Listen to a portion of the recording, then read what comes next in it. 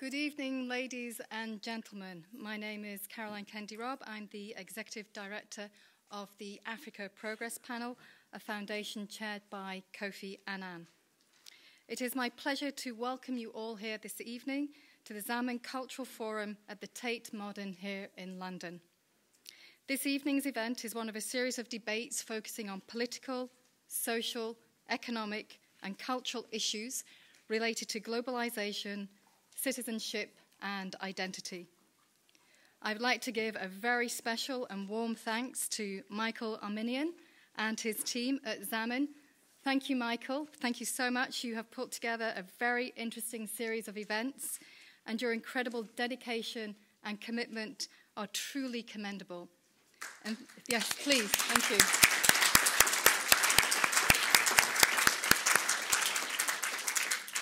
And thank you also to Marco Daniel from the Tate, who also has done a fantastic job at pulling everything together. So thank you so much.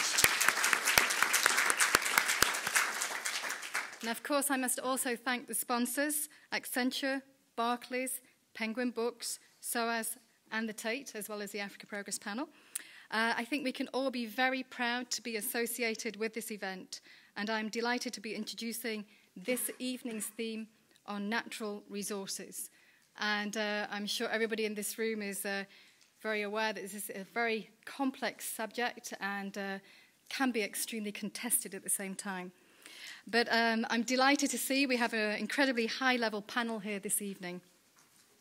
So let me just say a few words to frame the issue. I just have a few issues to raise to basically introduce the topic itself.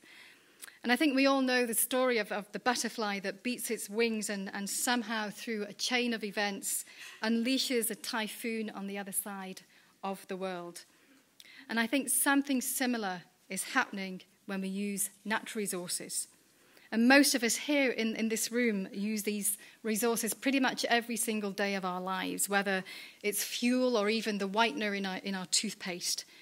And our actions and our decisions, some of them that we don't even know about or we don't even notice, have an impact all around the world. So I think this whole concept of globalization and citizenship is very much embedded in this theme of natural resources. I think some of you may be aware that we wrote this report last year. In fact, it came out in May, but we started writing this report last year. Equity in extractives. What a challenge is that? And when we started writing this report on oil, gas, and mining in Africa, we recognized that although Africa was riding the crest of a global commodities wave, resource-led growth had yet to transform the lives of many people in Africa. I think it's a familiar story. And in many countries, natural resources were in fact widening the gap between rich and poor. Billions of dollars were being squandered on building personal fortunes, often supporting corrupt and unaccountable political elites. But what we did not anticipate was that over the year, a momentum for change would accelerate. Quite surprising if we look back. And indeed, I think it's a really rare opportunity in global policymaking that all these interests of different parties are beginning to align. Let me just briefly outline some of the significant changes that have emerged over this last year. So 12 months ago, who would have anticipated that the US mortgage crisis and the Eurozone's predicament might improve global transparency and accountability? And as austerity bites across many of the G8 countries, citizens are demanding fairness and action. And this has really changed within the last year. I'm sure you're all very aware of that. And many citizens, they feel cheated, and they will no longer tolerate secret deals, illicit financial flows, and tax havens. For citizens everywhere in Africa, in G8 countries, and other countries across the globe, current tax practices raise questions about fairness, social justice, and citizenship. Such practices affect the grandma in Manchester up north, as well as a mother in Mali, but they affect Africa more. Another significant development is the recent passing of the Dodd-Frank Act in the US and similar EU measures that require extractive companies to meet higher standards of disclosure. It was a surprise that these were passed. Now the G8 is on the case. I think you'll all be familiar with the discussions that Cameron's been having, with the UK presidency putting tax and transparency on the agenda for the G8 summit this month.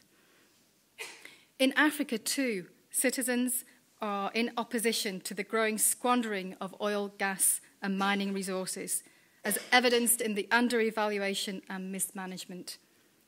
Indeed, trade mispricing costs Africa governments in the region of $34 billion annually. But recognising the cost, some governments are taking action. Liberia, Sierra Leone and Guinea now make mining contracts publicly available. This is a huge step. And Ghana is strengthening accountability in the management of petroleum revenues. Such actions strengthen the social contract between the state and its citizens. And at the same time, many companies are now looking beyond short-term profits towards long-term investment partnerships. These companies recognise that the economic as well as the ethical case for strengthening linkages to local firms and engaging in local communities. They know that sustainable investment needs a stable country and a social licence to operate. What is emerging, are these silos of secrecy are crumbling, is a shared agenda, which is quite unique, in which different parties have overlapping interests and similar goals.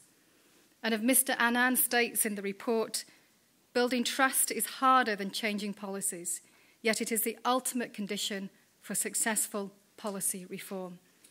And he adds, mutually beneficial agreements are the only ones that will stand the test of time. So in conclusion, I just want to highlight about 5 issues that we raised in the report and made recommendations. And the first is that the G8 summit should serve as a launchpad for a rules-based global system, both for transparency and taxation, to be developed with the G20. The second, all foreign-owned companies should be required to publicly disclose the ultimate beneficiaries of their profits. Less secrecy. Switzerland, the United Kingdom, and the United States, all major conduits for offshore finance, should signal intent to clamp down on illicit financial flows. African governments can work towards adding value to natural resources before export, securing adequate tax revenues, and spending these revenues more equitably and transparency. And finally, major investors in Africa's extractive sector like China and emerging investors such as Brazil must also engage. So in conclusion, public scrutiny by citizens across the globe will continue to be a crucial force for change. As interests align and the context shifts, everyone has a role to play, the report says, in stewarding Africans' natural resource wealth to transform the lives of many in Africa and across the globe. The report concludes that a huge opportunity exists in Africa, and leaders across the globe in government, in industry and civil society must take action now. The benefits of seizing these opportunities will not just transform the lives of Africans, but will also be felt in countries across the world. So just before I hand over, I have a quick thank you to say to a lot of the panel members you see here this evening who all helped us put this report together. So it was based on a lot of consultation with different parties and different stakeholders. So I have to thank ExxonMobil, AngloGold Ashanti, as well as Global Witness. You will see all their really interesting thoughts and ideas about what we do with the extractive sector reflected in this report. And I think that's really important because we can see overlapping interests where similar goals, people want similar goals, and there are many ways in which we can look at these overlapping interests. So with that, it is my great pleasure to hand over to Robert, who will chair this evening's debate. Thank you very much.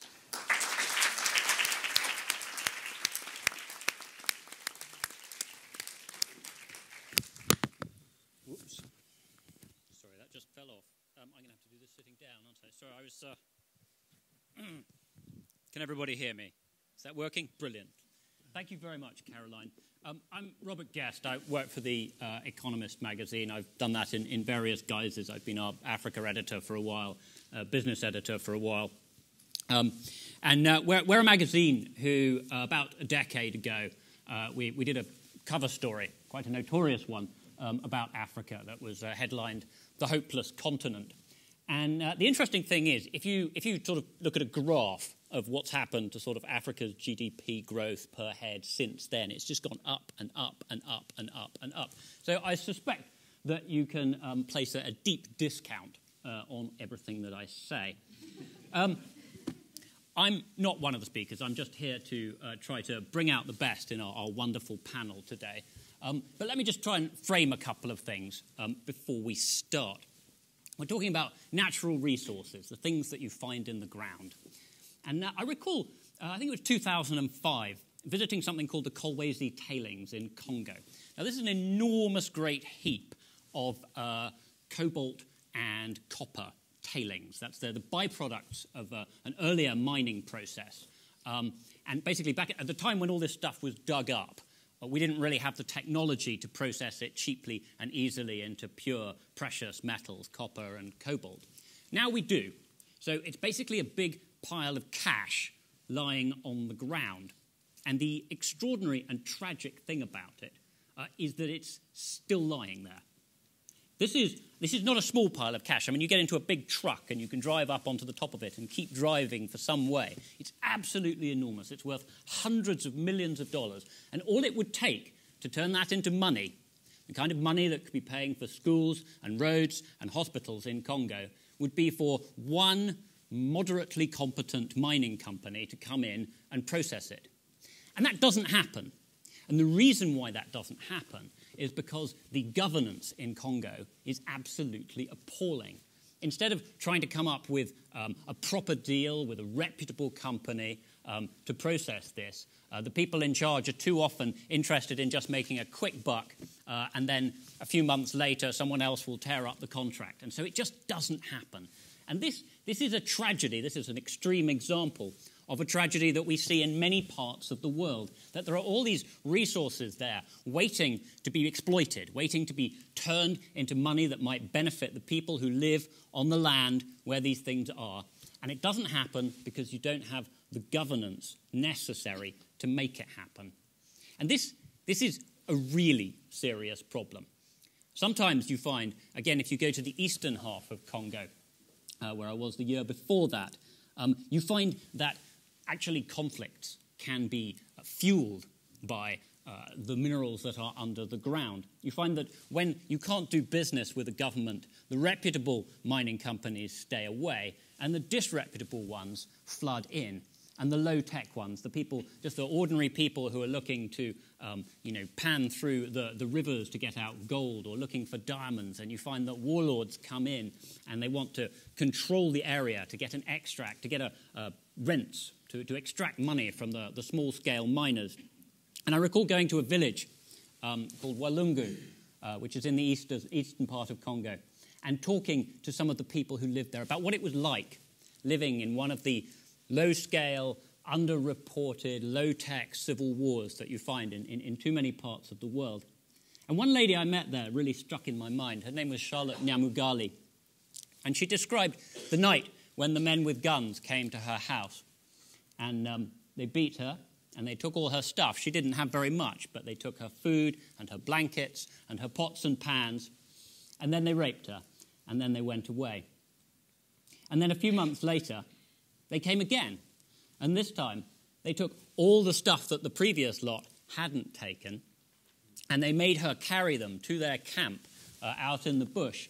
And then they gang raped her again, and then they broke her arms, and then finally she was able to struggle back. And the level of human suffering that comes when you have people with guns fighting in a sort of chaotic state over trying to get a bit of money, a bit of gold out of the ground, a bit of diamonds out of the ground is staggering.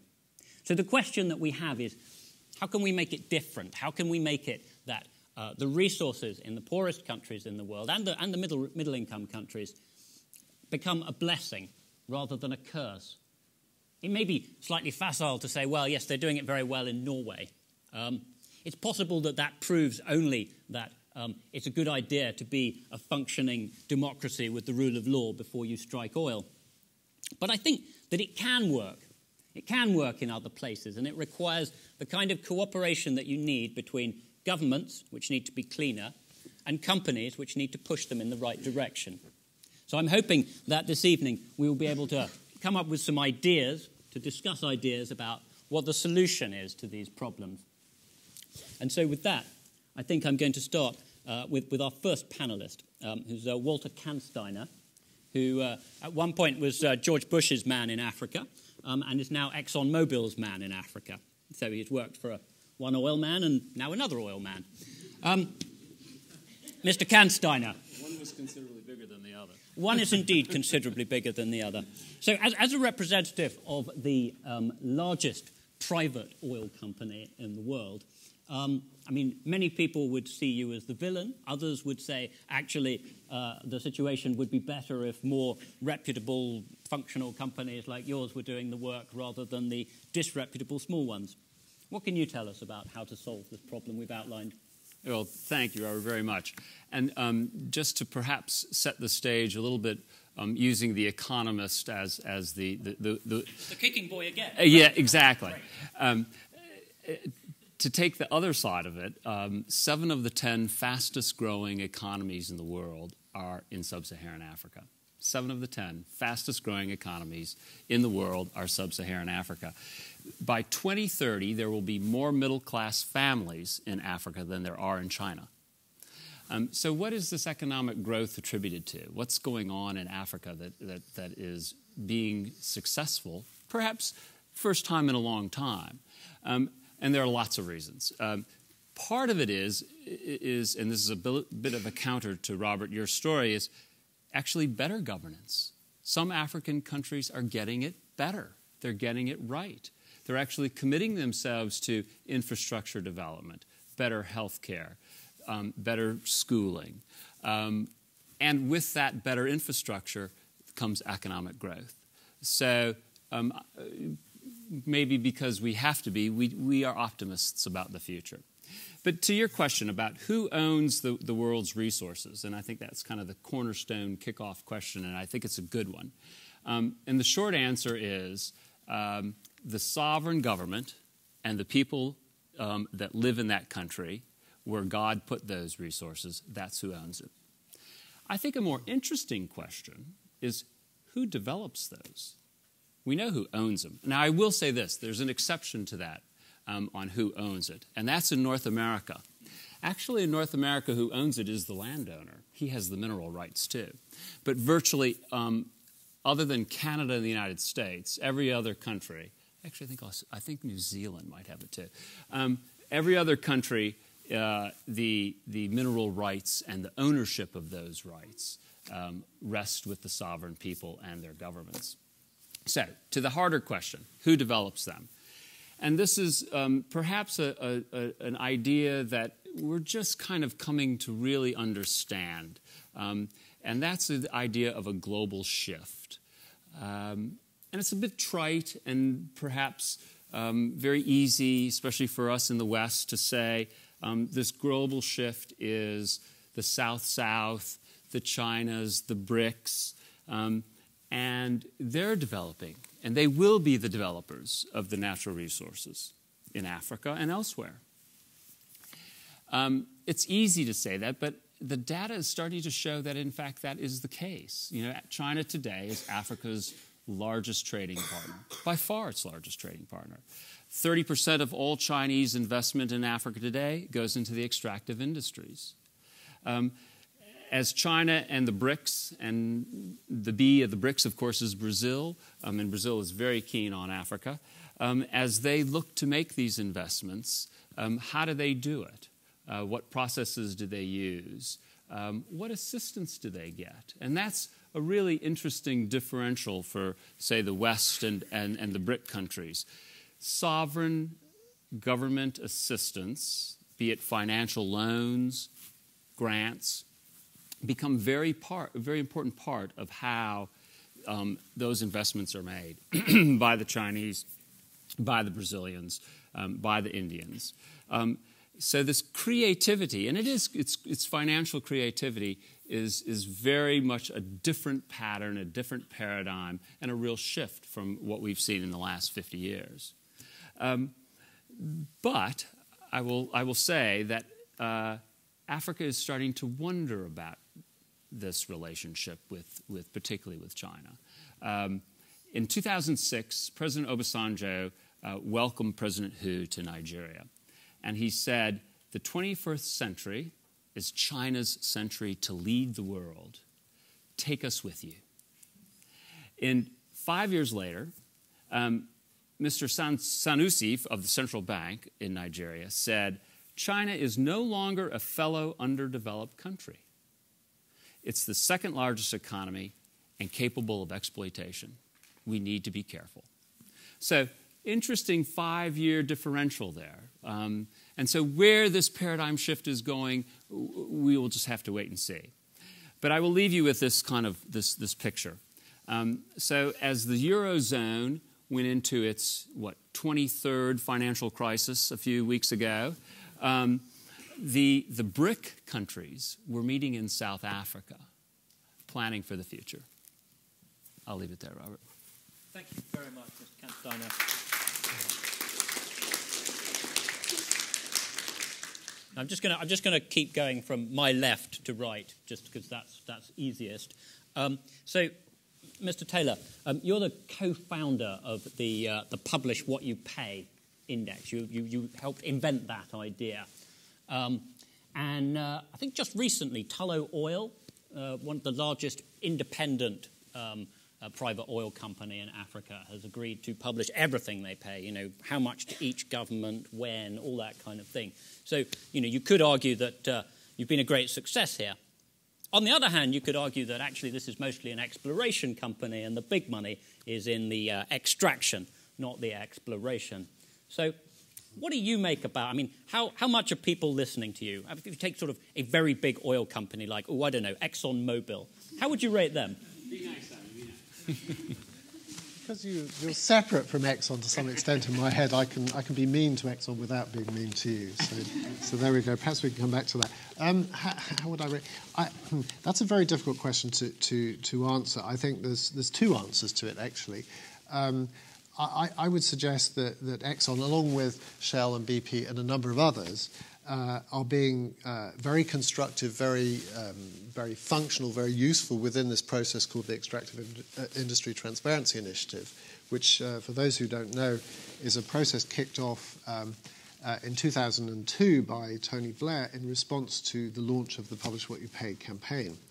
And basically, EITI is a process whereby governments voluntarily come to the table and say that they will disclose the payments they receive from extractive companies. And at that point, companies are obliged to disclose the payments they make. Then civil society is integrally sort of bonded into the process. And then there's an international sort of independent verification process that verifies the numbers.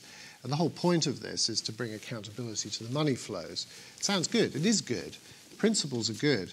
There are some very much better practitioners than others. So I think they mix between reasonably good performance to really bad performance, and within there, the companies do more or less what they can within the process. But there's a bigger fish to fry, really, and that is that EITI is only so good as the countries that voluntarily come to the table. What do you do with the kleptocratically run countries where there is no interest to create a system of governance because it will challenge the ability to asset strip the country, and we could name lots of them here. But many will simply not join this process at all, and they haven't done over the last 10 years. And so in parallel to that, we need a system, a global system, that will require all oil gas mining companies, at least we're talking about the extractive sector at this point in time, to disclose all the payments they make of a significant amount in every country of operation. And that has come to the fore as a possibility through the passage of this provision 1504 in the Dodd-Frank Act in the United States in 2010. And more recently, this is what Caroline was just mentioning now, the European Union is putting to bed the final stages of the European accounting and transparency directives, which should be effectively signed, sealed, and delivered probably next Wednesday, we hope. At which point we will have, I think it's fair to say, the beginning of the rollout of a new global standard that will require these disclosures right down to $100,000 or euros, depends where you are, any item above that would have to be disclosed, and you would see this down to a project level. Now, there's a huge fight going on right now in Washington, and this is one thing I can't really call you out on this because you're sort of out of the loop on that side of things. But Exxon, together with the other companies I mentioned, are at the forefront of a fight fronted by the American Petroleum Institute to sue the SEC basically to kill off Dodd-Frank 1504, the provision that requires this disclosure. And they're not interested, they've said this very publicly, they're not interested in amending it. They simply want to kill it. And the citations that they make as to the, why, are essentially a repeat of all the arguments they presented in the public record process that was submitted to the SEC that created the rule, which is effectively the mechanism around how this law should be implemented. And you can go on site, you can see all the public submissions, and you can see the various comments from the different parties and so on. And what the SEC concluded, if you read through carefully its 234-page rule, is that the intellectual merit of we shouldn't disclose to this level or to this level, or the various problems that are cited and now repeated in this lawsuit, they simply dismissed them, and they dismissed them as intellectually non-rigorous, essentially. The evidence was not there to substantiate the arguments. So what do the companies do? Kind of, I have to be rude, in a fairly sort of infantile way, toys out the pram. They simply go to the next stage and will just bludgeon it to death with a lawsuit. And that's basically what they're trying to do. So we've been trying to bring them back round to have a more adult conversation around this. And there is a counter legal strategy going on right now. And we'll see where it goes. But I think that the strategy doesn't work to kill it because, apart from anything else, some of the dual-listed companies that are in the States and here in Europe are now going to have to disclose, even if they do kill off Dodd-Frank 1504, because they're listed in Europe, or actually delist from Europe. So there's the choice. I think a much cleverer strategy actually would be to say, look, there's a breath of wind in the air here. We've got an opportunity to make a new global standard of accountability. Let's run with it. And we could work together and actually make something really meaningful. There are numerous other aspects of the work we do on natural resources and corruption, including to do with various sort of projects that we've analysed, and some of which Caroline's referred to, some of the data that we've put together, which hopefully we can come back to in the course of the conversation. Super. Thank you. Thank you very much.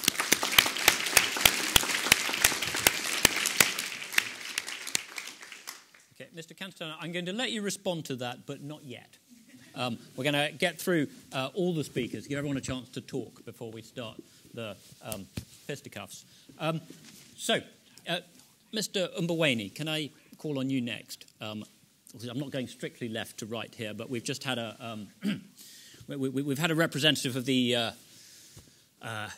NGO community here, and as you're here representing, among other things, AngloGold Ashanti, the large gold mining company of which you are the chairman. It's interesting, Mr. Mboweni, for those of you who don't know, which I'm sure is no one, used to be the chairman of the Reserve Bank of South Africa, the Central Bank of South Africa. So he was, and he did a really very good job under very difficult circumstances. But interestingly, he's now moved to a chairmanship of a gold company, and the relationship between gold companies and central banks is rather interesting because, by and large, the price of gold goes up when central bankers mess up. When the value of a currency is not maintained stably, when inflation's out of control, people panic and they buy bulk gold, and that's great for gold companies.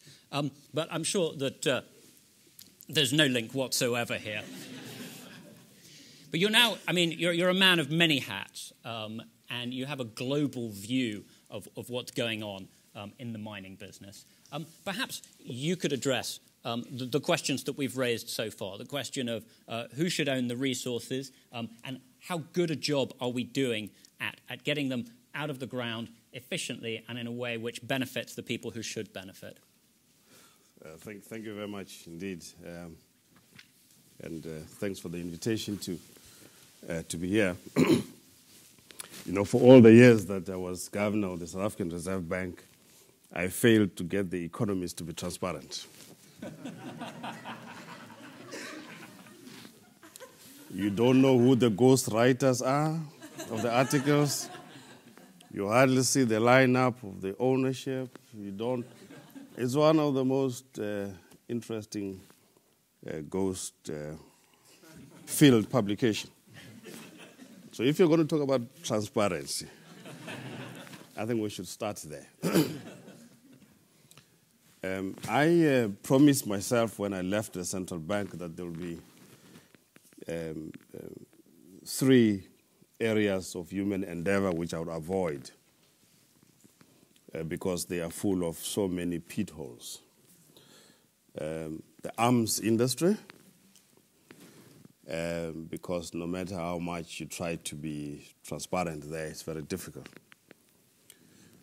The oil and gas industry, which is full of so many difficulties and would get my reputation into trouble. Third was the mining industry. I regret to inform you that I'm now involved with the gold mine. And 2 weeks ago, I joined an oil and gas company. So all the problems now are going to come back home to roost. The company which I work with, AngloGold Ashanti, doesn't just operate in Africa. We operate, I think, in about 4 continents. And we've got different challenges and depending on where we are. In Australia, for example, we have got environmental questions. Mine the gold, but don't disturb the dunes. In the United States, we mine the Rocky Mountain. We cut the mountain, remove the rubble, and get to the gold. Key issue, do not overuse water in the Rocky Mountains because of the environmental regulations and laws. In South Africa, we face a challenge that our mines are very deep and there are too many accidents. And every time there's been a fatality, the mine must be closed at least for a week. In Ghana, we face very serious problems around the environment. Problems which have been left behind for us by British miners and the government when they nationalized the mining industry there. Now they expect us to fix the problem. We're trying to fix the problem, only if they could cooperate more. In the DRC, we face difficult problems. You're mining on one hand and you're looking behind to see whether nobody's shooting at you. And then you've got the NGO movement, the high priests of everything that's good, who quite correctly have to make sure that you do things properly in the interest of the people. So I've learned in a very short space of time that mining actually involves the investors who want a return on their investments. You have the communities who not only want to benefit in terms of the workers who will work, but in terms of community development projects. AngloGold Ashanti has a slogan that says, we want to leave the communities better off by us having been there. Very noble slogan, but I can tell you one thing, is as costly as anything. Just to give an example, I'll answer your question just now. Just to give an example. In the Eastern Congo, we received a concession to start mining, but very soon we discovered there are 10 villages. You must negotiate to move them, not by force, by negotiations. $10,000 per family to move.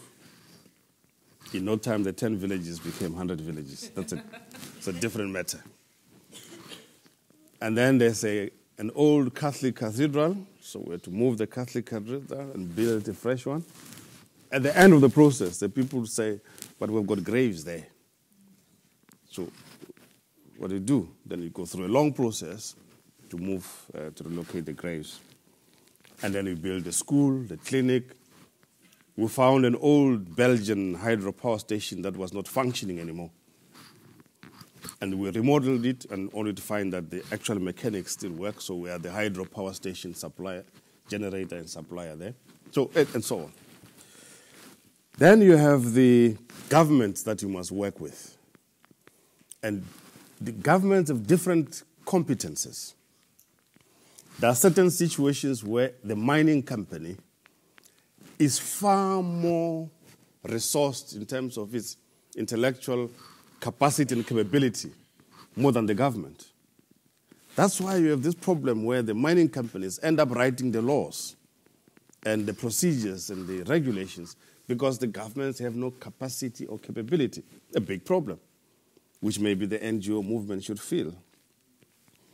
Then you have, within certain countries, the challenge that their payments and settlement systems don't work.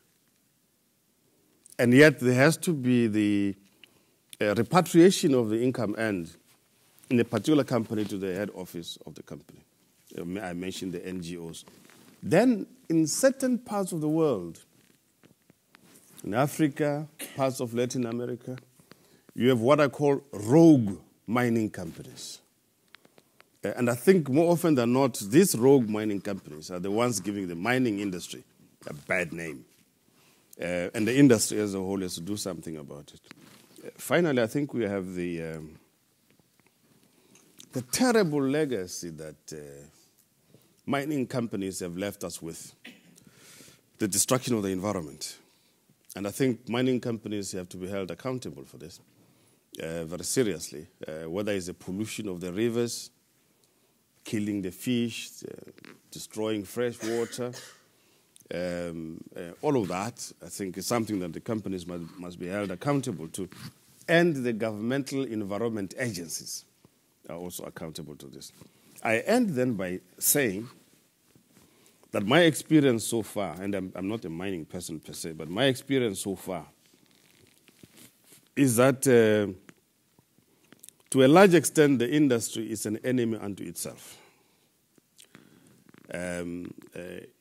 It has been unable to demonstrate positively what it can do. That it is not just an extractive industry, but actually a major developmental resource available in many countries, if they act responsibly. So the issues of who owns the resources is a semantic question. Because at the end of the day, the company goes to apply to the government for a mining license. So whether the people, the government, so on, that's a semantic question. It's not that helpful. The key issue is, are communities benefiting? Are companies, not just mining companies, all companies actually, paying what is due to Caesar in a particular country? I mean, the arms companies are worse, whether they're from Britain or the US, they're horrible. The kind of corruption that you find emanating from British armaments companies, worse. But more often than not, you listen to British commentators who think corruption is in Africa, it's not in London. It's here. Similarly in Washington, and so on. That's where the bulk of the real serious corruption is to be found. When I was a student here, there were two ministers who fought over military contracts, the Minister of Trade and Industry and the Minister of Defense, about which helicopters to buy for the British Army. At the core of that is which company is going to look after which minister when he retires. That's corruption. So I think let's not have this thing that corruption is to be found only in Africa. That's racist. Finally, I think we should. I welcome very much the Secretary General Kofi Annan's report, and I think it provides the basis for us to try and clean up the industry, which needs a lot of cleaning up, but also will allow us to help clean up governments. But I tell you, friends, for as long as you have military government, you'll never clean up government. For as long as you've got weak institutions in countries, you're just dreaming. For as long as the highly educated people in Africa don't want to live in Africa but in London and New York, I'm sorry, Ben, it's a problem. And they do so because the conditions are not favorable where they're supposed to be. But I'll come back to the other things later. Thanks.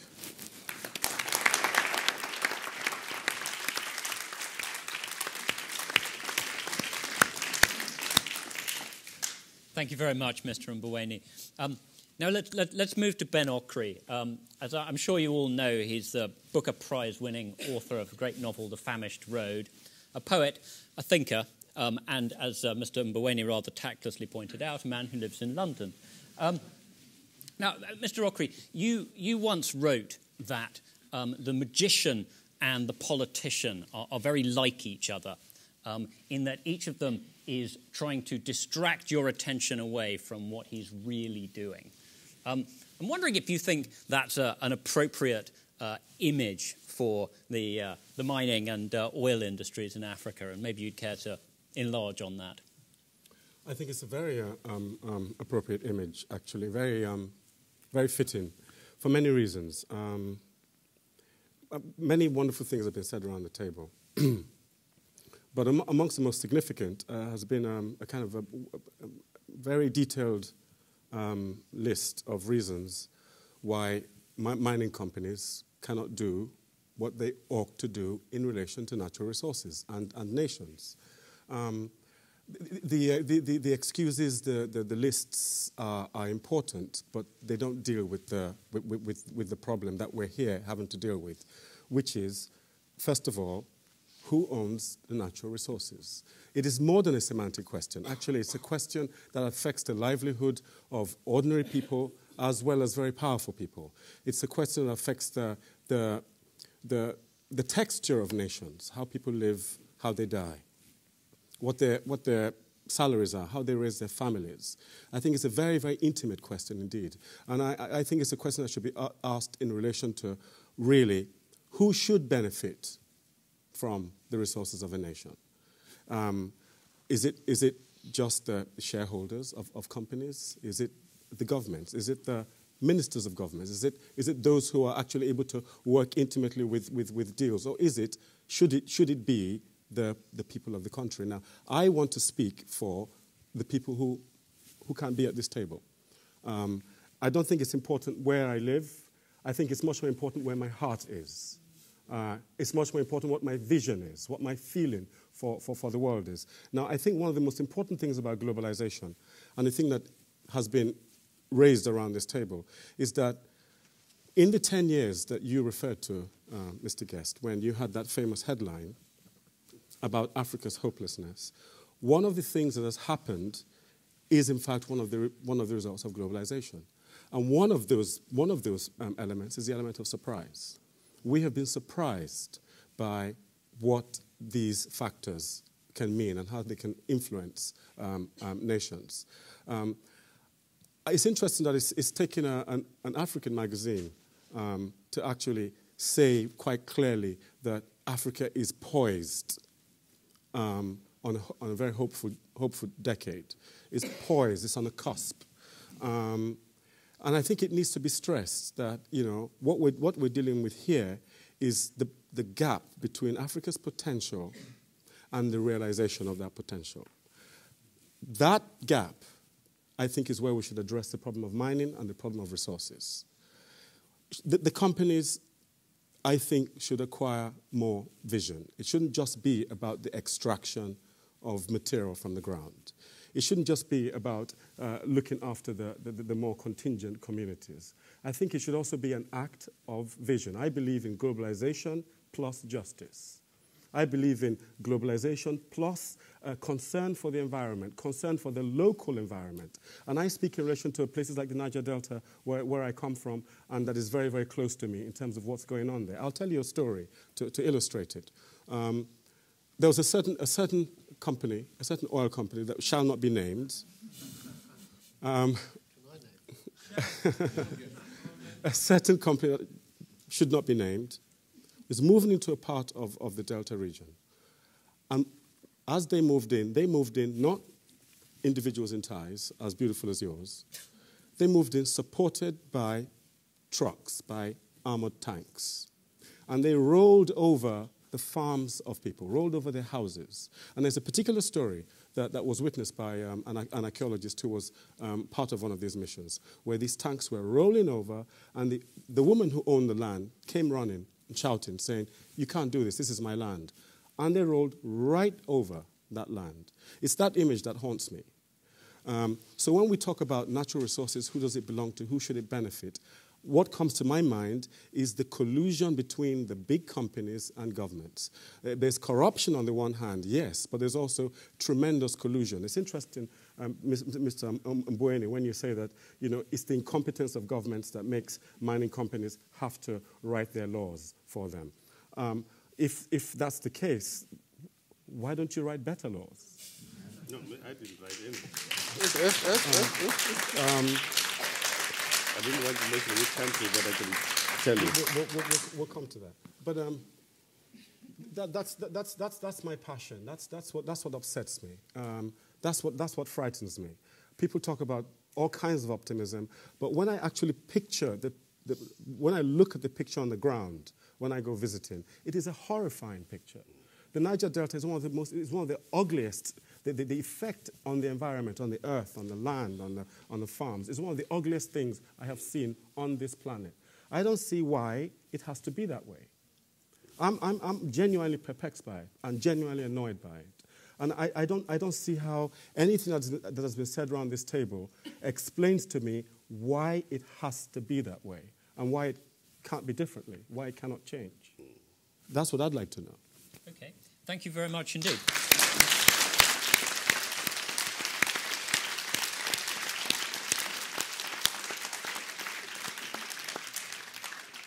I think I'm going to toss that over to Mr. Kansteiner, as he's our oil man here. But I mean, bearing in mind some of the things. I mean, Mr. Mboweni gave a very eloquent description of just how much a large company has to do to make things okay when you're operating in a country where the government is dysfunctional, and it doesn't get any more dysfunctional than Eastern Congo. Mr. Kansteiner, how much responsibility do extractive companies have? Where do you draw the line? I think you have to look at it as a partnership. When you're an extractive company coming into a sovereign nation, you become the partner. You become the developing partner. There's a wonderful picture that happened just a few months ago. It was in Nigeria. ExxonMobil, 4 years ago, said we need to do what we call supplier development. And supplier development is part of kind of a three-legged piece that we do in every country that we're involved in. We do supplier development, that's supply chain, getting local businesses up with the capacity to run, develop, produce, and sell products that we need as we develop our production. The other part of it is workforce development, and that's actually what we all call capacity building. And we do that through education systems, bursaries, scholarships, training programs. And then the third part of that is corporate investment, and that's be it health, education, infrastructure, all of those things, those three-legged part of all engagements in every country that we're in are extremely important to us. But back to the story that we just did in Nigeria, and that is for the first time, and I wish it had been earlier, but it took a long time, took 4 or 5 years.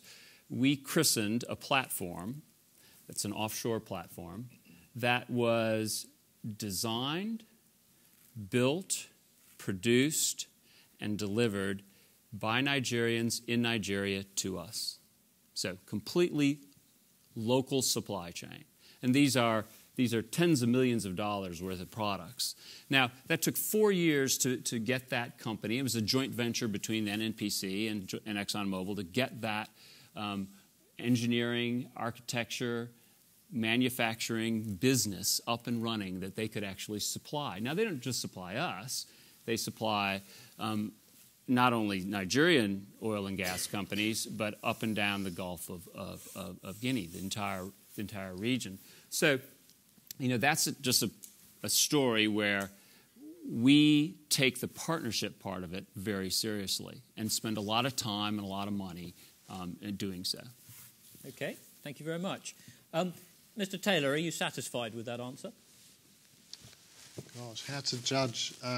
Look, I've been in lots of oil production countries and seen what I would consider to be, a good project like that, the local domestic development and so on. But I've also seen absolute horrors. Have you ever seen anyone move a cathedral? I haven't seen anyone move a cathedral. I've been to Abu Simbel, which was moved, which was not done by an oil company, but quite impressive. I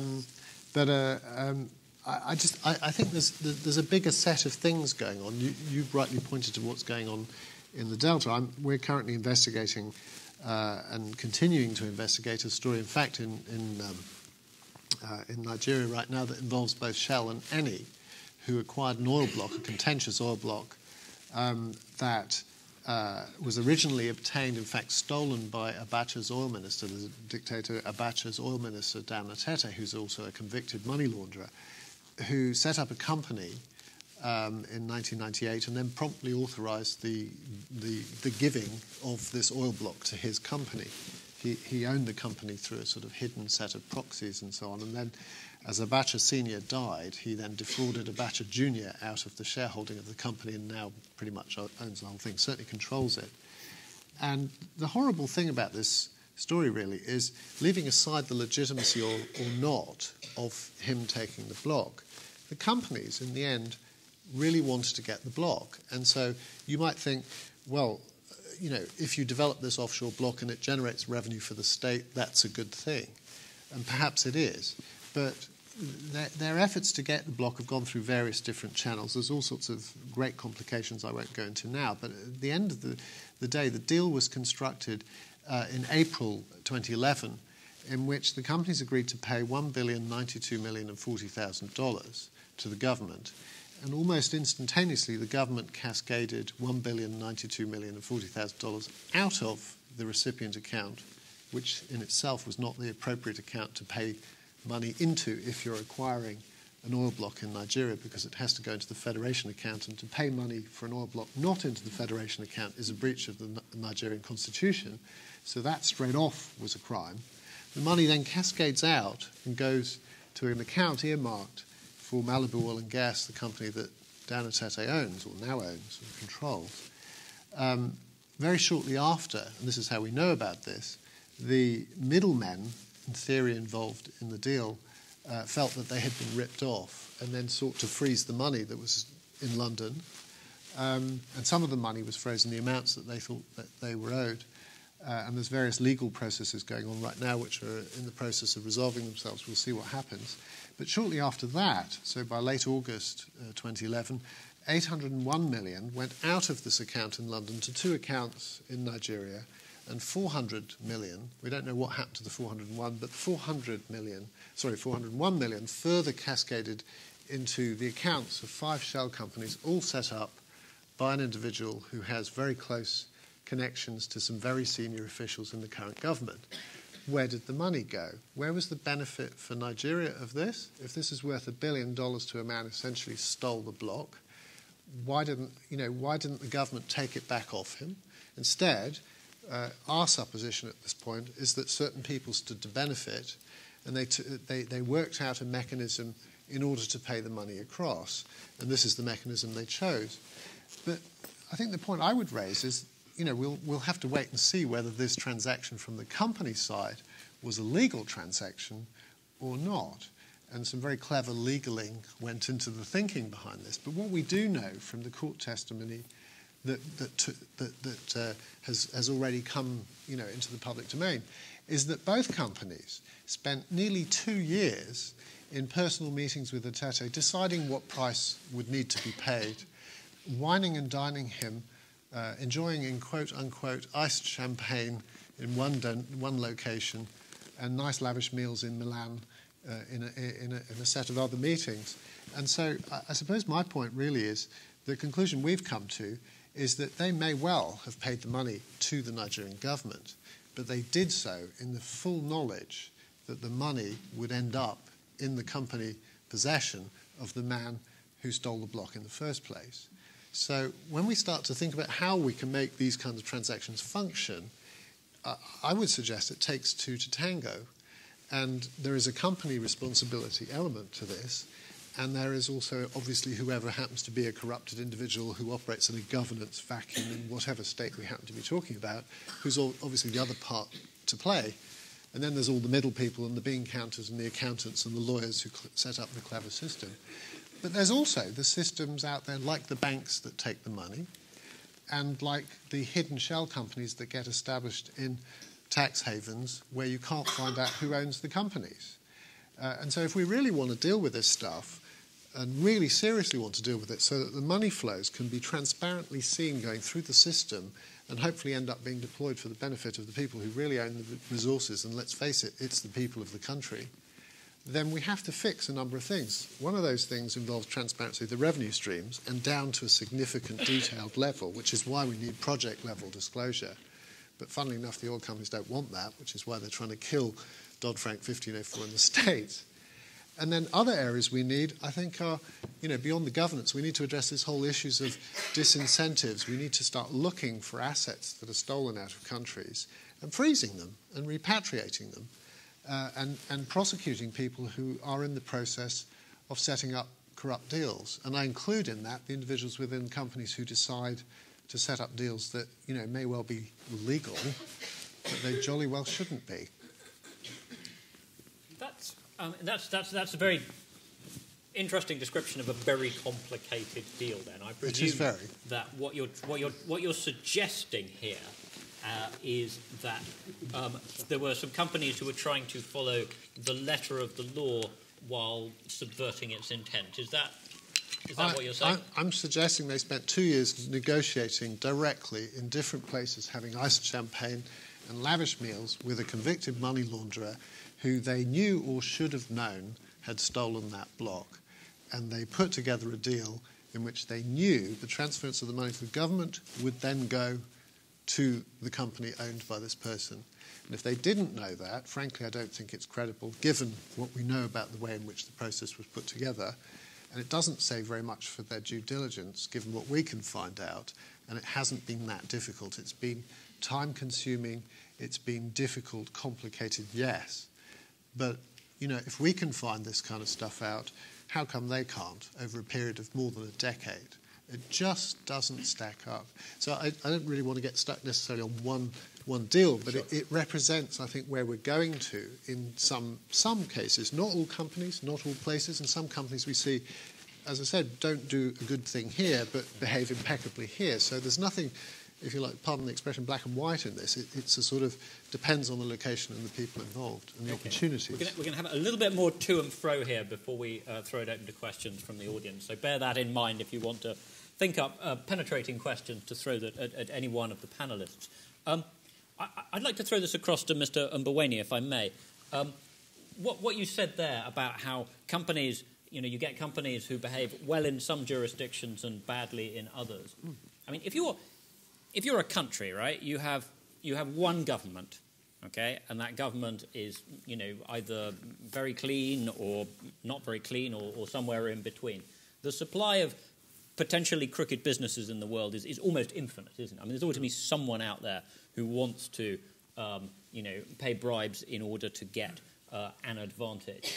And so from a country's perspective, is it not the case that the thing you can fix most easily starts at home? Mr. Mboweni, you've had experience in government. What do you think? Well, I know that corruption takes place because you've got two parties or more who are corrupt to make it, they meet and so on, and the deal comes out of that. It's born out of that. Now, the legal route helps in that when you find the corrupt people, you can send them to jail as an example to the others. And in the process, I'm sure you develop a whole set of jurisprudence that helps in the process. So legal regime, very important, but also the moral and spiritual regime of a country is very important.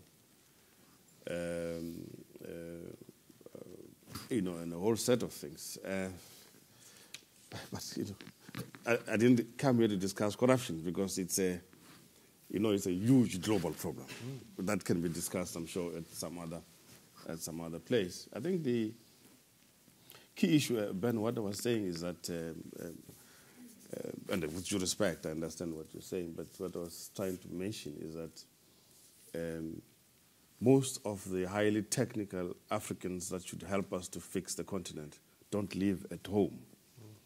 So the key legal people, the jurists, the mathematicians and so on don't live there because the conditions are not conducive for them to live there. So they're not there to help us fix things, and we have to depend from time to time on these so-called development experts who are the second generation missionaries who sort of come there to think they can come and civilize Africa.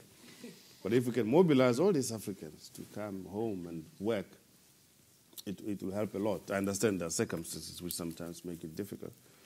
And also maybe people can operate globally. So that's the point I was trying to make. The second point I was making was that when I said the issue of ownership in this conversation is a bit of a semantic question. I meant it in the sense that if you move from one jurisdiction to the other, governments define ownership in different ways. If you go to South Africa, they will say mineral ownership vests with the people and the state represents the people. Does it? Or you go to another country, they just say it's state ownership. Another place, they say, no, these minerals beneath the soil here belong to King so-and-so. So for a mining company, what you do, you must approach the appropriate authority to make an application. And it differs from place to place. So maybe, anyway, we can talk about it later. It is really complicated, and the question does arise sometimes, and I've asked that question in my capacity: should we really be in the Congo at all? You know, because it's a minefield. It's a difficult environment to operate. Somebody might ask the question: should you be in Argentina at all? And we have a big mine there in Argentina, with all the difficulties which are there. So I think companies have to have maybe a list of characteristic countries where they can operate and where they can't. But if we're not there in Eastern Congo,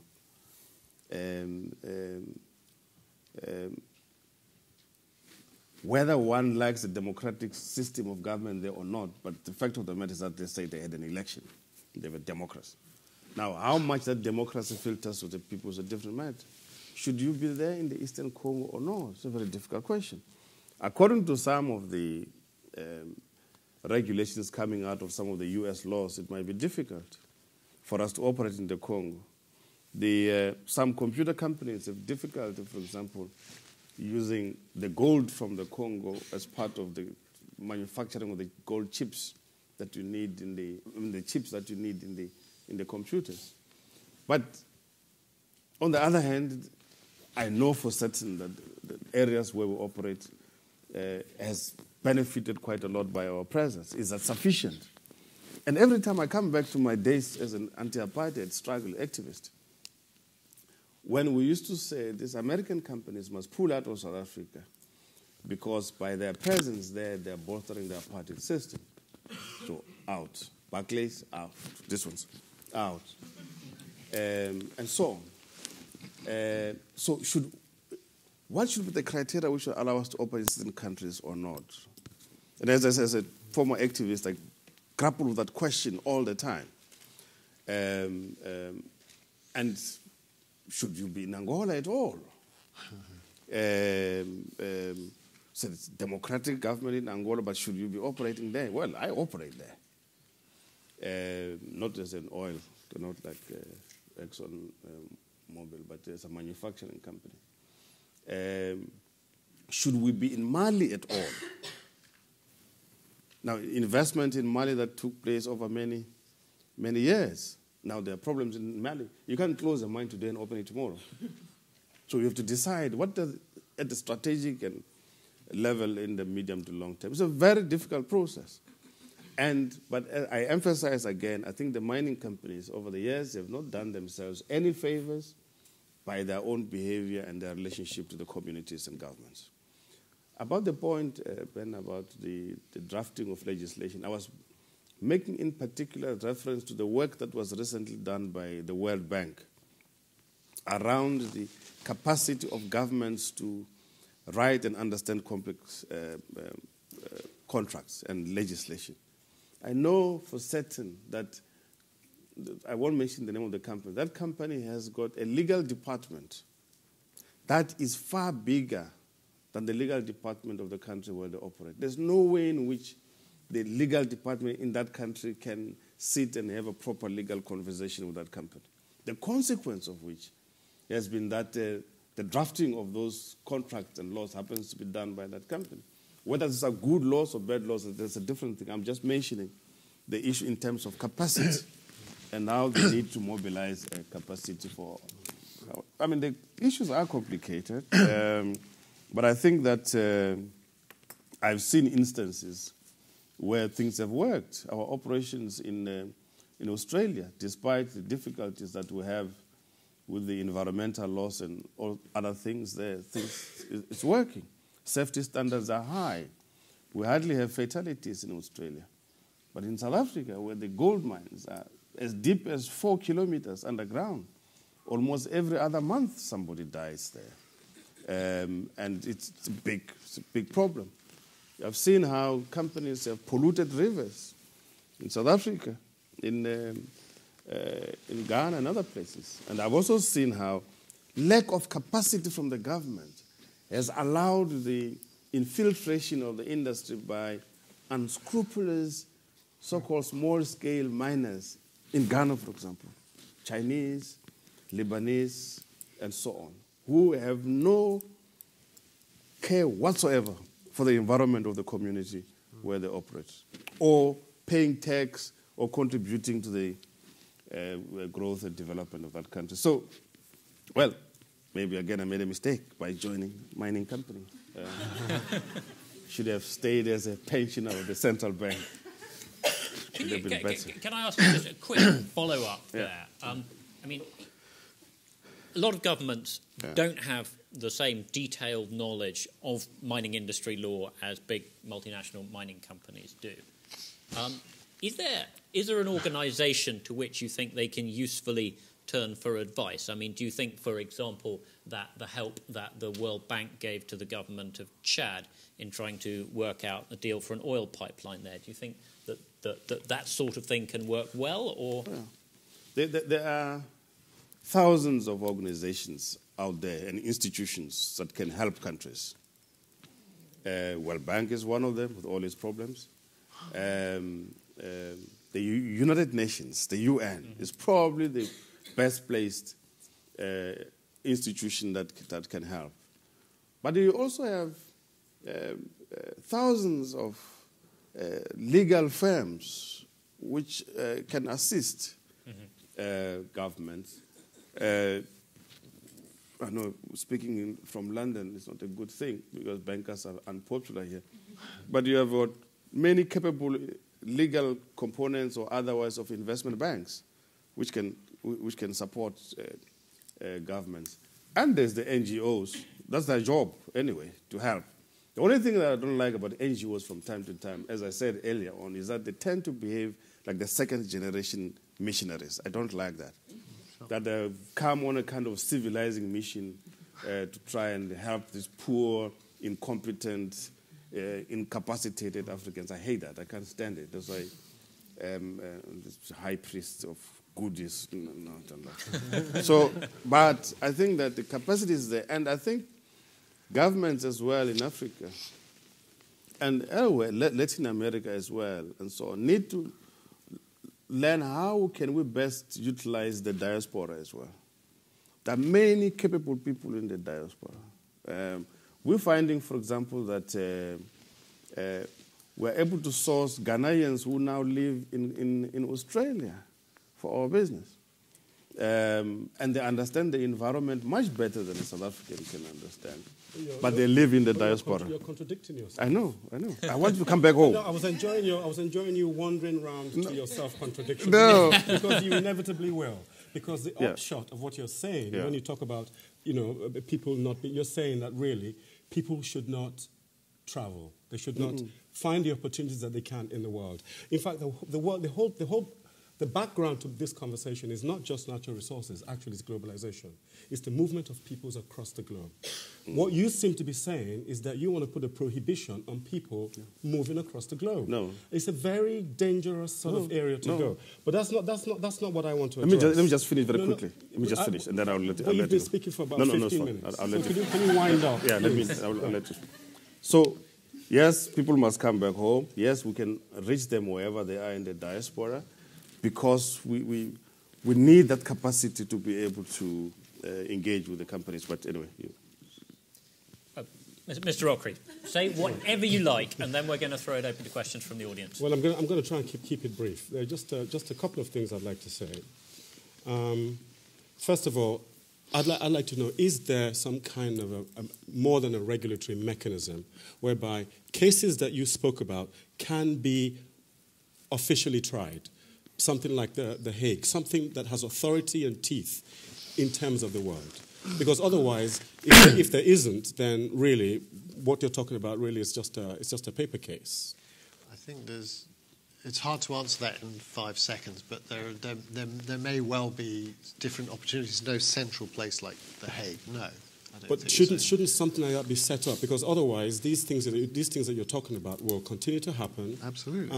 And these are part of the problems of these nations. It's a very like a giant leaking tank, basically. Yeah, but it takes two to tango, and sometimes a whole bunch of others. It's not just whoever happens to be corrupted or who's sort of emerged from a governance deficit place, but it takes predatory behaviour coming from the other side that enables this to happen, which is kind of, I think, where you're coming from with company behaviour, and it goes into environmental destruction as well.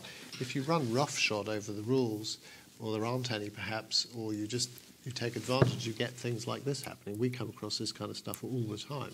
I mean, a very recent example that hasn't been addressed, but I think should be at some point, is what happened in Marikana, which is when you raise the issue of whether your mining company should be in Angola, I tend to take the view that those who come from a great moral background actually are the people that we look to help to establish that moral background. Could you perhaps tell the audience what happened in Marikana? There may be one or two people who don't know. It's a very complicated story. Do you want to tell the story? No.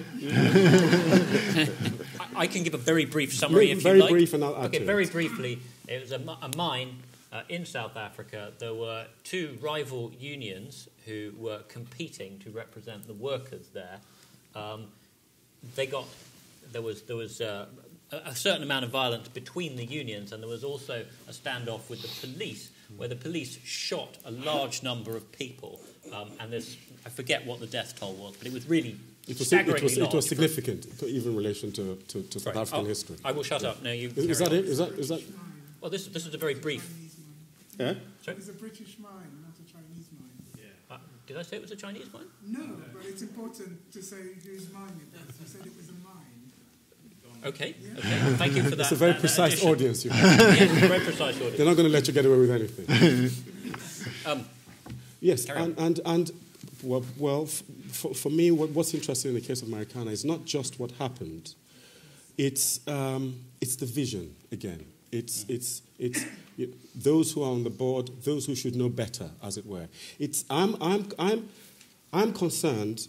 And I was in South Africa at the time. I was deeply concerned at what happened, at the way it was handled, and at the fact that significant conclusions have not been reached.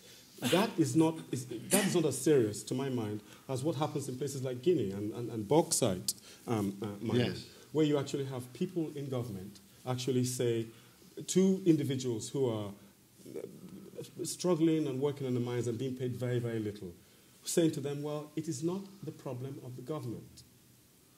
It's a problem of your relationship with the companies. But actually, it's a government problem. It is always a government problem. We've got another nasty, sleazy deal that's gone down in Guinea, which we could talk about after. If you like. I think given the wonderful detail you went into on the last individual case, I think I might throw this one open to the audience. Now, just a housekeeping point. Raise your hands. I will point to whoever I think should be given the microphone. Please, if you could wait until you've got the microphone, and then please say who you are. Well, you don't have to, okay, but if you'd like to, say who you are. Do. Please also ask a question. Do not give a speech. And try to be as brief as you can. So let's start on my right here with the gentleman. Wait until you've got the microphone. Thank you. I'm Bobby Banerjee, I'm a professor of management at Cass Business School. I want to start with the questions Mr. Mboweni, you started with.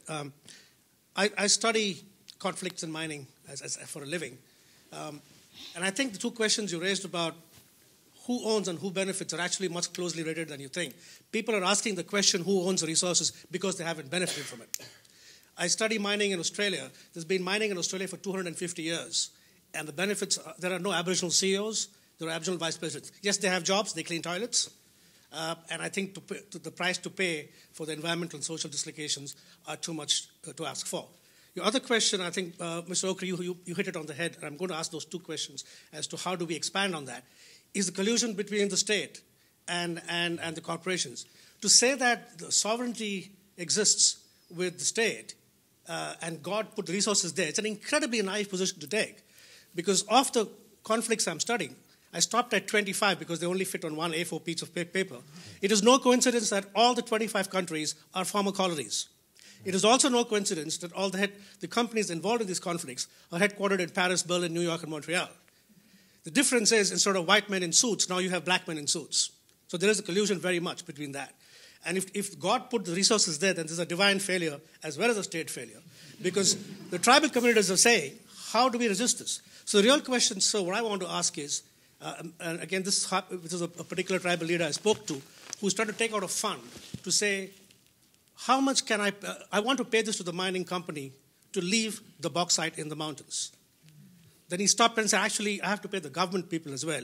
And even the NGOs, because they won't have a cause. So my question is, how do we take your question about should we have mining and ask the question, is it possible to imagine an economic development future without extraction in those regions? How can that conversation take place in public policy rather than this fear? Okay. Good question. Mr. Mboweni, would you like to answer some of that? There were quite a lot of questions there. I'm just a victim for the mining sector. And Ben says I talk too much, so I'm sorry, cluster of questions from the audience and then go back to the panel. Yeah, maybe, yeah. Perhaps. Yes, we can do two or three. If people can... No. There are other people I'm sure that want to speak. There are, yeah. Maybe 2 or 3 or something like that. Yeah. Okay, let's take it if you like. Yes, sir.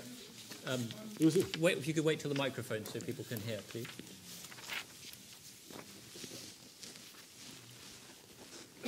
There were sort of two images, really, but watching a while back a wonderful program that was on the BBC called Welcome to Lagos, there was a young man called Slender who was working a rubbish tip in the middle of Lagos, and he was joking with another friend that actually in his village he had an oil well.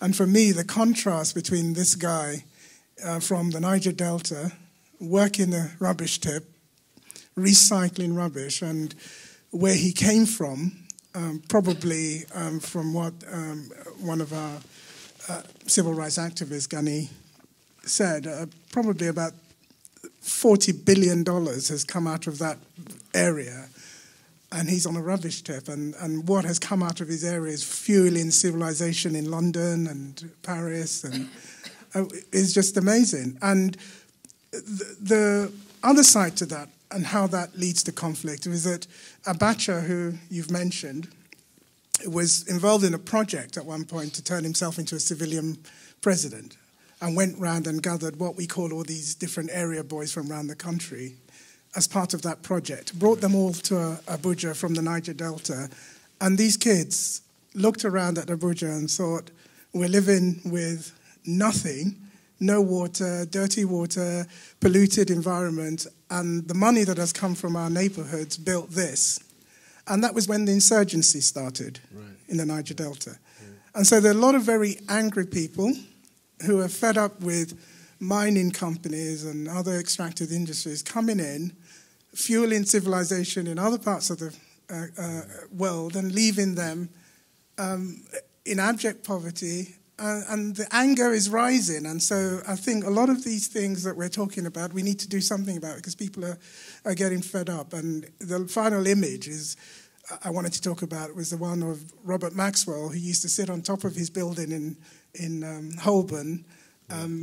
And every so often, as people were passing by, he would want to go to the toilet and he would piss over the side of the building on the people below. And I sometimes feel that the extractive industries are doing that to the rest of us. Do you have a question? No, it's a point of information. But the big question is that in 2001, after September 11, because this is all about collusion, after September 11, we were able to cut down very quickly all the financial stuff that was fueling terrorism. So we know it can be done. Yeah? Well, that's we know it can be done. We know no states involved. No, we know it can be done, and we need to stop. We need to stop the collusion. Maybe if you could pass the mic to there's a gentleman right behind you there. That would be the quickest question we can get to, and then after you've asked, we're going to get a couple of brief answers from the panel. So please. Thank you. My name is David G. This is not a debate. It's not a debate when you have 5 men speaking and only 1 woman. It's not a debate when you have 4 white people and only 2 people of African heritage. And it's not a debate when you have 6 basically wealthy people and no poor people talking about the fate of most of Africa, which is still very poor. It's not a debate. And the way you've been talking about Africa as if it's one place, notwithstanding what Tito, Mboweni and Ben Okri have been saying, as if Africa is a single place and not a collection of communities, a collection of different cultures, is the same kind of presumption of colonial entitlement. It's a colonial, complacent presumption. It's the very same presumption that carved up Africa in the first place. It's an imperial presumption, and there is a new empire, and it's based on corporate power. And if we're talking about dysfunctional government, I'll come to the question in a sec.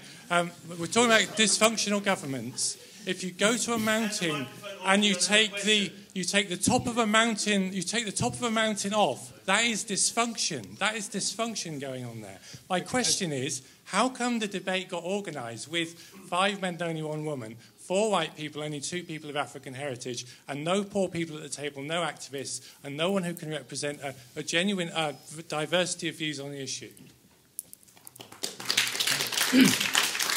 Okay. Well, I think actually all the panelists are of African heritage. And they do seem to represent a diversity of views ranging from oil companies to Global Witness to mining to poetry to moderator.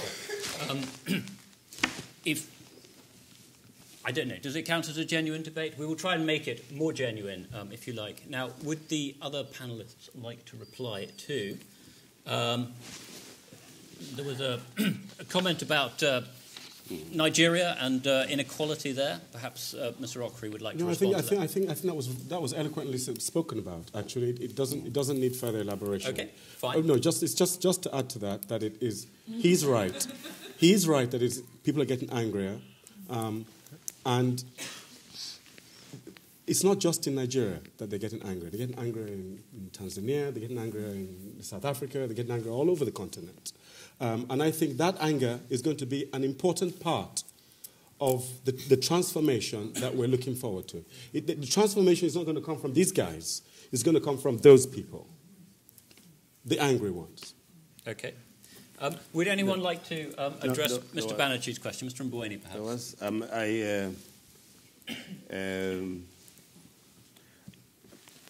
I couldn't quite understand the question, but I did ask the question about whether mining companies should go into certain jurisdictions or not. I mean, the global question about whether they should be mining or not, I think maybe we're not discussing that today, but maybe we should. I know there have been mining proposals which have been brought before my board, which we have not taken up because we felt that on a whole set of reasons, we were not comfortable going to mine in that kind of jurisdiction. It's too expensive. No. No, not because of expense, but because the overall ecosystem was not favorable. The political environment, where there's a dictatorship, for example, it's very difficult. Where there's human rights violations. One of the biggest questions that we've had to face recently was what do we do in Mali? It's been a very big question to answer. And I'm assuming that none here in the audience is saying there should be no mining companies. I think what you're saying is that mining companies must take responsibility and operate in a manner that benefits the people of the particular countries as well. And I think, if I understand it, that's what you're saying. And you'll find, well, at least the companies I know, you'll find that there is that attempt to undo so many things which have been wrong. Let me give an example in South Africa. The position of black mine workers in South Africa for many years has been absolutely unacceptable. Over many years, living in single-sex male hostels and so on.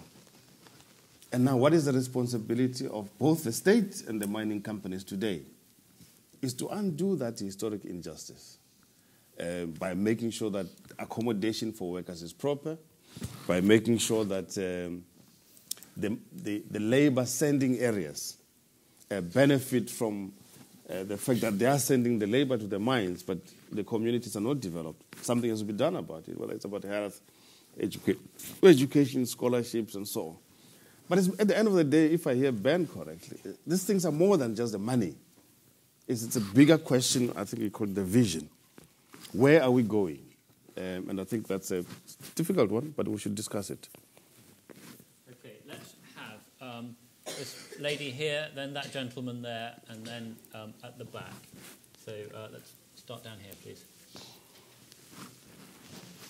Hello. I've got my eye on you, don't worry. We're going to try and get... And if you could make it briefer than some of the earlier questions. I promise. My question is to Mr. Kansteiner and Mr. Mboweni. Considering the need for a vision, and I agree with Mr. Okri, and I would appreciate actually straight answers from both of you, given the undeniable finite nature of oil and minerals, do extractive industries have real conversations in the boardroom about the long-term viability of the future of your companies as much as you talk about your short-term ROI? Great question. Perhaps we're going to get the gentleman in the middle there.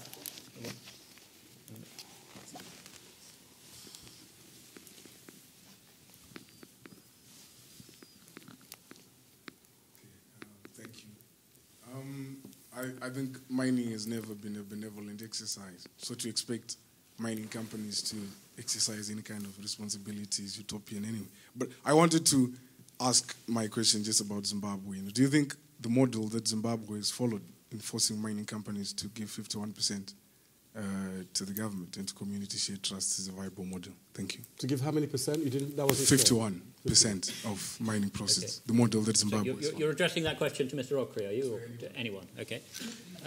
Right. And the third question in the back there, gentleman in blue.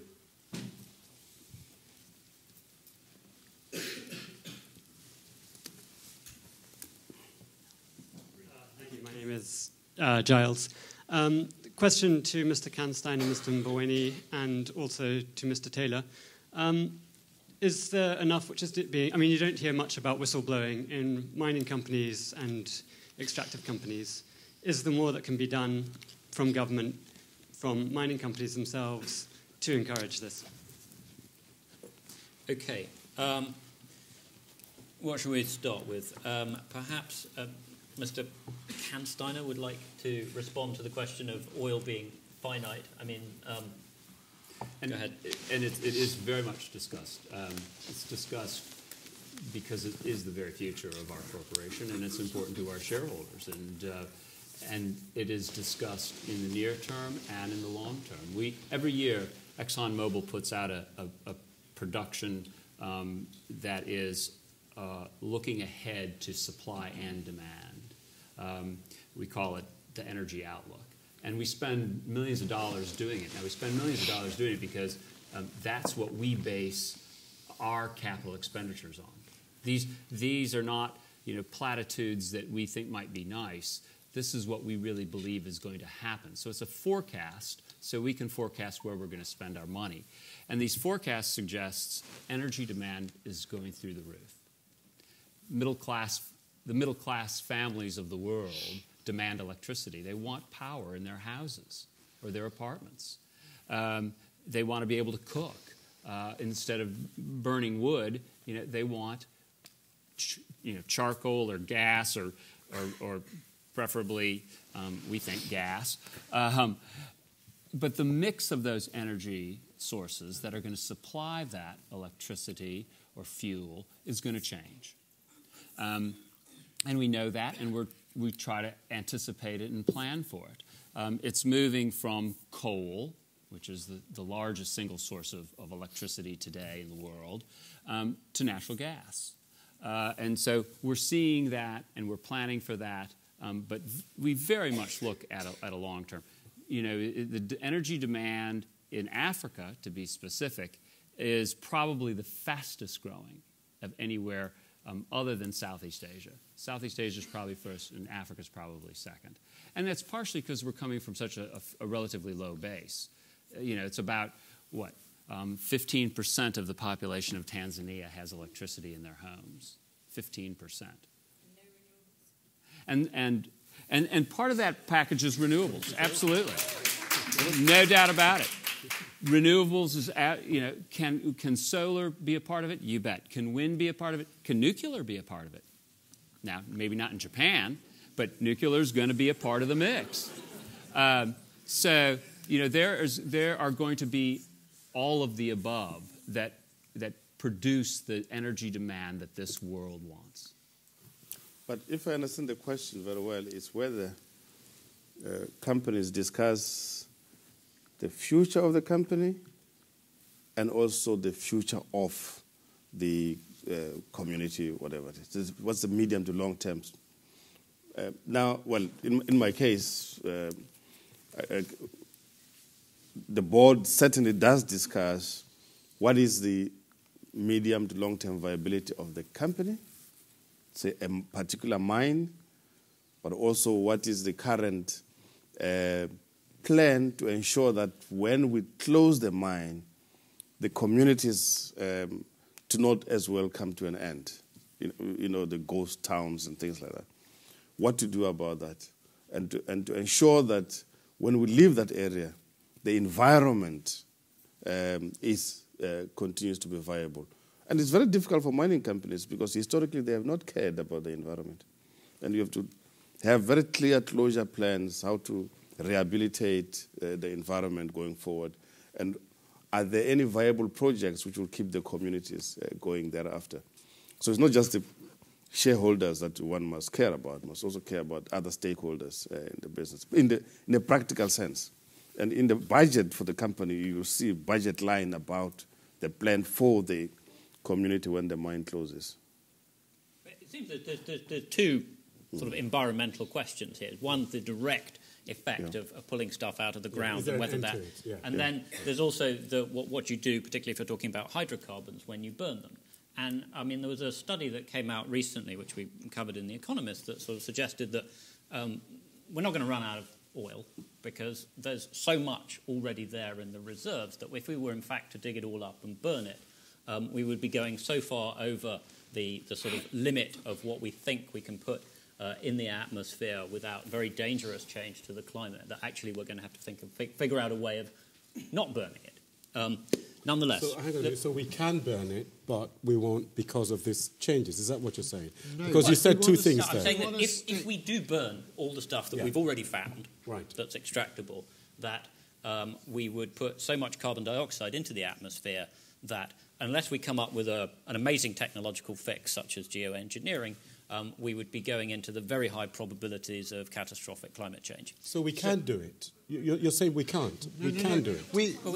The argument is this, that you I'm can... saying it would be very unwise to. You can burn it, but the consequences would be a disaster. So if we don't want the climate disasters, we can't burn it, which by default means a significant proportion of the stock market value of oil companies, which is to a large extent predicated on the bookable reserves, is redundant. Therein lies the problem. Your value is there if you can burn your product, but since we can't burn your product, your value needs to be devalued, and that's just a mathematical fact of life. Okay, that's the quandary. Okay, I think we should answer the other two questions that were asked. Who would like to tackle the Zimbabwe nationalisation question? Either perhaps Mr. Okri or Mr. Mboweni? Mr. Okri, do you want to do it? 51% nationalisation? Well, the deal is that in Zimbabwe, the government has said that all companies at some point will be, they have to put 51% of their shares in indigenous hands, and there is an argument that much of this means basically handing it over to members of the government. Well, nationalisation has defaults and positive sides. In Nigeria, as you know, it has not been beneficial to the people. It's not been beneficial at all. You're talking about people whose backyards... I come from a place where oil literally comes out of the backyard as well. Mm-hmm. If I were an American, believe me, I'd be seriously, seriously rich. Mm-hmm. You know, so it works only if there is accountability and if there's a genuine desire on the part of governments to put that back into society. That's when it will work. That's when it will be of great benefit to the people. But I don't see that happening where I come from at this particular time. But that's not to say that in 10, 20, 15 years' time that might not be the case. Okay, thank you very much. Mr. Mboweni, okay, did anyone want to answer the question about whistleblowing? Mr. Taylor, perhaps? I think Mr. Mboweni. Yeah, well, in our case, we do encourage whistleblowing. But, you know, at the end of the day, it's whether the management takes it very seriously and will do something about what has been reported. I mean, here we're dealing with contracts which are worth billions and billions of dollars. And whenever there's a huge contract around, you must know that there's something is likely to go wrong. And so we encourage people to come forward and report. But I think at the global level, we still have to create an environment which is favorable to whistleblowers. You might think that I was reading a story in the FT today or another day about some fellow who blew the whistle, but he ended up being the victim because the society and the companies did not support him at all. So, yes, we should encourage whistleblowing and protect those who have come forward. Okay. Gentleman with the beard in the middle who seems very enthusiastic about asking a question, and then perhaps when we've done that you could pass it to the lady a couple of rows in front of you.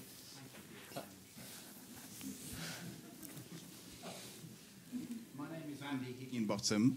The answer to many of the questions from the floor is on the day after World Environment Day, why would we be so stupid as to allow the future of our planet to be left in the hands of a few mega corporations? I mean, in actual fact, this is a very pro-corporate agenda. It's only Ben which has opened up the debate in terms of what communities want, what workers want, what people want, right? Because the way you framed it, it's not the colour of your skin, it's the way you frame it, right? Which is that those people over there don't have to govern themselves, they're all corrupt, they're all warlords and so on, and the corporations are the good guys. Well, the corporations like Maxwell and like Barclays Bank are not the good guys, and that is a system of corruption where the money ends up here. And it's massive profits from the extractive industry. Can I you don't interrupt the question. I'll come back to you, right? Now, we expect a higher moral standard. You claimed the morality of the anti-apartheid struggle, but you are here as a representative of a corporation, Mr. Mboweni, right? No, and I was invited in my personal capacity, actually. Okay, well, you're here as the chair on the handout, right? Yeah, but I was and not. in Colombia, my question is this, right? There are tens of thousands of people in Colombia, in Tolima, who protested on Environment Day yesterday, 40, 50,000 people. They don't want your gold mine. They've made it very clear. So are you going to uphold the morals of the previous struggle, or are you just going to repeat this corporate greed? Are you prepared to walk away from Colombia, even though it means you don't make so much money, because it's better for the environment? Okay, thank you for your question. Could you pass the microphone two forward to the lady there, please? Can I just say something? Well, can we have the other question first, and then we'll...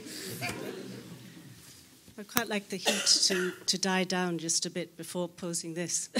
But the reason I think that the question of who owns the world's resources is a good one, and it speaks to the whole issue of justice and benefit and 51% and how you negotiate and how you even define a fair deal, is because if you took it to its logical conclusion and if you looked at a country's assets as we currently know them, and you ask not just who stands to benefit, but you develop a vision around it depending on how much you have in terms of population, how long those resources might last, what they're worth, what the cost to the environment would be, to the economy, the jobs, and so on, you may come up with a very different answer to begin with. You might come to that conclusion that actually, for this country, it's not worth even starting. And the reason I'm very interested in this is because the World Bank and others have defined 20 countries in Africa as being resource-rich. Now, when you do the math down to the per capita benefit, you will get a very different and much shorter list. Now, which means to me that resource-rich, and when we talk about assets and Africa's wealth, we're talking about wealth for a very few, and we're not talking about wealth for Africans. And if we explore that question of whose, enumerate the population, really think through a vision, as Ben's mentioned again and again, we may come up with some very different conclusions whether or not we go or don't go. Okay, I think we've got the question there. Let's try and answer those two before moving on to some more, because we're very short of time. I'd actually like to throw it to Mr. Mboweni, because I think... Why are you throwing it at me? Sorry? Well, no, because I'd like to say in Mr. Mboweni's defence that, I've lived in South Africa for a certain amount of time, and I don't know any serious person there who doubts Mr. Mboweni's struggle credentials or passion against apartheid. And the laws that he's best known for having helped write there were, in fact, the labour laws, rather than anything to do with mining. But I think the question was, I don't remember the apartheid struggle being about not mining at all in South Africa. I thought it was something to do with control of the government. But do you feel that you should pull out of Colombia?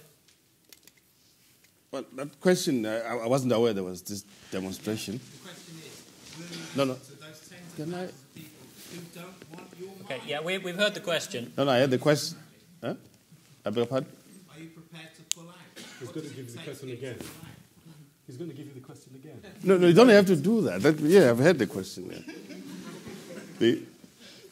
I have not received any information about whether the total view of the Colombians is that we must not mine there.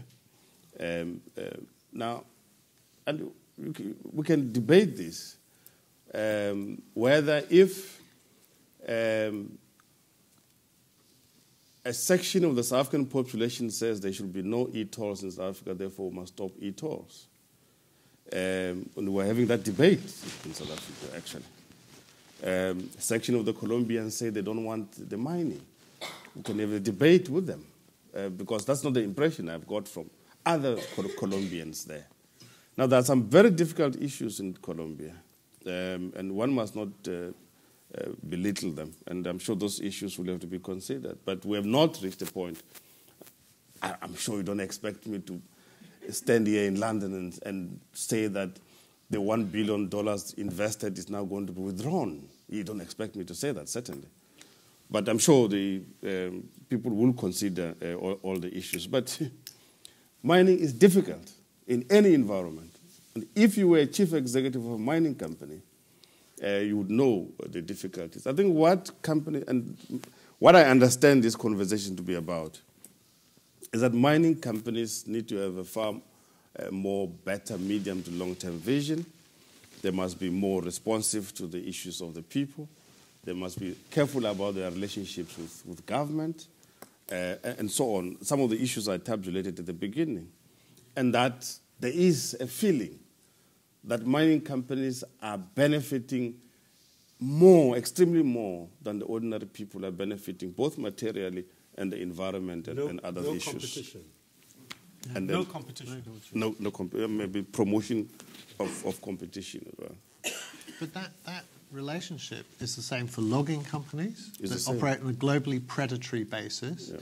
It's the same for oil and gas. It's the same for pretty much the whole extractive sector. There are shining examples, but that's why this stuff does go back to the governance. And I think one of the things I slightly take issue with, at least if you're going to fire the sort of neo-colonialist sort of thing in my direction, is that if you listen to what I was saying, it takes two to tango, and this stuff goes on right here in this city. You know, some of the... I'll give you another quick example that doesn't go into a lot of detail, but we investigated a bank looting process that came out of Kyrgyzstan, and we found a company that's not listed on the stock exchange, but that is domiciled here in London, that's dormant. It had a director that was dead for 2 years before it was created. And although it filed accounts to Companies House saying it was dormant, $790 million went through it. That was half of the pension fund of the people of Kyrgyzstan that got looted by corrupt people. So my point is, we can view this as a sort of, a conversation by outsiders in. I think we also have to look at the evidence, and the evidence points to the fact that there are predatory companies that behave very badly. There are companies that behave better. Some of them are the same, depends where you go. And there are corrupt individuals who operate in a terrible way in a governance deficit, and that's a fact, and the evidence shows that. And so as to your question, should companies go in, or what do we do about this whole problem of unburnable carbon and so on? Absolutely, I think there are places where companies shouldn't go in. I can also see the quandary for mining companies that are already in there when it blows up in their face. I don't know what you do about that. I think we have time for two more questions, so long as they are brief. I thought you wanted to say something. No. Sorry, were you asking for... Yeah, so there's one, and then there's one more, perhaps that lady at the edge there. So there's this gentleman in the very front row first, please. Yeah, thanks very much. The question I heard coming through most loudly was the question asked by Ben Okri was, does the Niger Delta have to be like that? No. And I've been looking for the answer. I've heard Simon Taylor say that there is some progress with transparency and the legislation that's come in America and so forth. It's taken 15 years. Right, but it's some progress. And I've heard Tito Mboweni, my brother from South Africa, saying that the mining companies need to take responsibility and be accountable. Yeah. So those are two things I've heard, but I'm not convinced that there's going to be some major transformation in the Niger Delta anytime soon. So my question is, what is it that needs to happen to change that situation? Because it is a truly shocking situation that exists in the Niger Delta. Okay. What are you going to do about it, panel? I'll can we take the last question and then... I'm kind of hot. It's all right. Just... My name's Alex, and I'm a teacher in London, and I spend my day with young people, and I'm a science teacher, trying to explain to them why it's so important that we consider the kinds of questions we've been talking about today. And my question might be a bit vague. I hope it's not too bad. It's just that isn't the biggest opportunity in countries that are developing to learn from the mistakes that have been made from countries that have already developed, have made mistakes, have polluted land, sea, air, and they're now in decline, some of those countries, as we've talked about briefly. Can't we learn from those mistakes? Because that's exactly what I'm trying to teach my children every day. Yeah. Great. Let's go to Mr. Okri. It's a very important question. The only problem with the question is when you talk about the learning from the countries that are supposedly in decline, they're in decline from a particularly high place. Yeah. Yeah. So if they were to go on declining like that for another 100 years, it will still be an Everest compared to the conditions of people in places like Nigeria that I know about. So to ask at this rather late stage in the human story that one set of people go on enjoying their decline and all of the benefits that attach to it, while another set of people should go on living in very difficult conditions and not have some of the benefits that you take for granted with your decline, is kind of seriously unfair question to ask about the human spirit. It's unfortunate, but it's like saying freeze history at this point, let everyone remain exactly at the point we are right now. It's simply not fair. It's not possible. It's not possible at all, for the very simple reason that people can see how people are living in other parts of the world. The world is now so interconnected that it is impossible to hide your own misery from yourself. It's not possible, yeah? So that's a very difficult question. What can be done is how to learn from the mistakes in a way that still makes the development of our people possible. Yeah. I mean, everybody wants to live a reasonably good life on this planet. It's a human right, yeah, that you have decent roads, electricity, send your kids to school. It's a human right to want the best for yourself and for your family. And the only way which it can be done on this planet right now is by tilting some of the balances towards those who have not had for a hell of a long time and might not have at all if we go on like this. That's the problem. It's an impossible moral dilemma. What are we going to do about the Niger Delta? Well, I can tell you one thing that will go on happening if something doesn't change. The situation there will get worse. Yeah. There'll be more local oil terrorism. There'll be more kidnappings. There'll be more blowing up of oil mines. There will be a greater call for a breaking away of that region. It will get worse and worse. It will become one of the most dangerous places, not only in Nigeria but in Africa. I don't know what it takes for a country and for these great corporations to actually see that the situation has now reached the point where it is intolerable. It can go no further. I don't know what it's going to take. Maybe the stupidity, the levels of stupidity we're talking about is so high that we're going to have a catastrophe never before described before we'll actually start to see a turning point. I can only see it getting worse. I don't see how, with the vision that I've heard around here, it's ever going to get better. Thank you very much. We're going to, because we're really running out of time now, what I'm going to do is ask each of the panelists to say just like 2 or 3 sentences to what they think the conclusions are this evening. So quick fire, starting with ExxonMobil. I thought should the minerals and resources be left in the ground question was a good question. And if you ask the people of Mnazi Bay in Tanzania, they want that natural gas because they want electricity. They don't want it to be left in the ground. They want it to be produced effectively, cleanly, efficiently, and they want to be the beneficiary of it. And we respect that.